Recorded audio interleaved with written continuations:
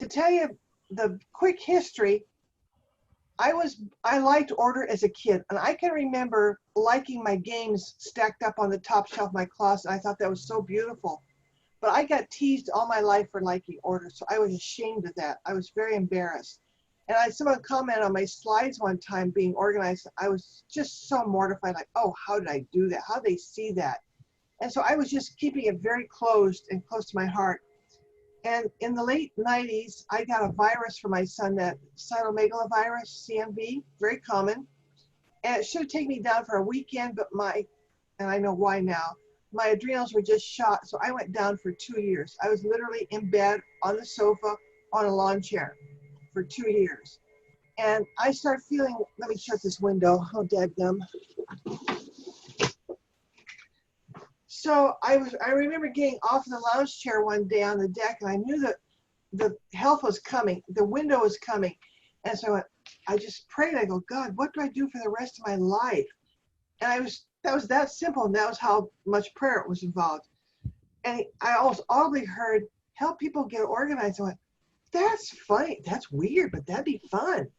And so I told my mother-in-law that, which was she was safe for me. And she said, Lisa, you'd be fabulous, write a book. And so that launched me into getting out my yellow tablet, because it's pre-computers. And I just downloaded my brain. And I thought, I've got it, just do what I do, and you'll be great. So I had my very first client. I literally had to ask her if she saved used Band-Aids. Can you imagine? And she said, I'm not that bad. She knew what ballpark I was in. So we worked together quite a bit for about 5 years. And there were days when she'd have a panic attack, and I'd rub her feet, and we'd get something really well done accomplished, and it'd just go backwards. So I learned a lot. So I went to a whole new school, right? And I learned, people can't follow me, and she's not gonna read my book, so I just put it away, like, forget that. And so I started really paying attention to people and listening, like, what's their learning style? How do I teach them? And I've grown so much. So I've continued to do this for a long time. I love it, still love what I do. And so because of Tracy Warren's Coffee Creatives, is that what it's called, about a week ago, I'm going to share a screen share, because I'm going to build a PowerPoint around these 3 pictures. Let's see. You disabled screen sharing. Oops, now you went away. Okay, oh boy, how do I do this? I am so inept at this stuff. I have to go to my website. I'm not even sure how to do that, so I'm going to have to just quit. You're screen sharing. Oh, it's still screen sharing? I'm trying to get your guys back, get your pictures back. Oh, man. So you just see the Zoom on there, is that it? Yeah, so now click on your website. I got to stop share. So I don't want to waste your time. Oh, gosh, I'm sorry. So my sister's an artist. She's fabulous, and she was highly complimented. And I never was jealous of her, but she really had wonderful art skills. So I asked her after Tracy's coffee event a month ago, I said, I need a few pictures, Carol. And I described to her what I wanted. She was fabulous. So it's a tree in full bloom with leaves. So that's my picture being overstuffed, too much stuff. And I said, now have some leaves fall off. So she had leaves fall off, and that was great. So then what's left is the beauty of the form of the tree. And there's a basket at the bottom, so that's for the donate and sell stuff. And so I can build a picture around this for people. It's so beautiful. I'm sorry I couldn't share it. And so to bring you up to date, my 2 current clients are very diverse. So I go in not saying this is how I do it, what I'm going to do for you. It's like, what do you need and what are your goals? So my goal, my one client's goal is he has me out of his home the end of this month. He's been there for 40 years. His wife is in memory care. He lived with her for 2 years in memory care, watched 9 people die. He's overloaded and stressed, cobwebs all over the place, stuff from he's biked across the United States. He's just a very talented, gifted man, a physicist, and he's 75. And so he said, I want you to find resources for me, where to donate and sell things. And so fortunately, I called someone that I talked to once before, And the guy within half an hour came out and he was fascinated with the stuff he saw. So he's going to be able to take it and sell it online, which is just delightful.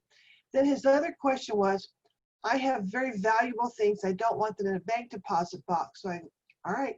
I remember a place in Bellingham, and I drove down there to get the name of it again because I just couldn't find it when I searched for it, and found it for him. So he now has a place to put his valuables that you can store secret classified documents there, and they'd be safe. That's how safe this place is in Bellevue. It can be under $40 a month to secure things like that. So that's Richard. And then I have another client who wants to be out by the end of the month. We started a long time ago. She's just slow as molasses. She's like herding snails. And she thinks she's got to sell things. And she was excited because she got $20 for something. But I'm going, the value is getting your home ready to sell. Come on. And I want to push and shove and kick, and I can't do it. I'm being polite. And she's doing her own thing. But she finally realized that she was only going to get $7 for a bunch of her books. So she came up with a more creative idea to get. She has 1,000 books. So it's helping people understand where they're putting their value is not maybe the best place. So I really play a diplomat and psychologist and clinician at times. And I no longer will work with a hoarder unless they are under medication with a therapist, because they're not ready to budge at all. I have horrendous stories of working with serious hoarders. So that's the gamut. So clients come to me oftentimes through realtors because they're getting ready to sell their homes. They need to move their stuff. But it's also people who've known me for 10 years. All of a sudden their life changed and they need to move things out.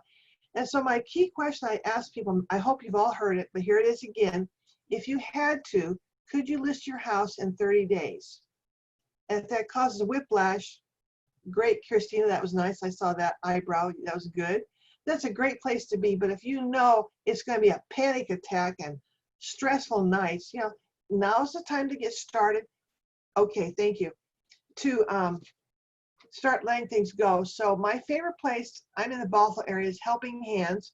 They're open 10 to 4, Tuesday through Saturday.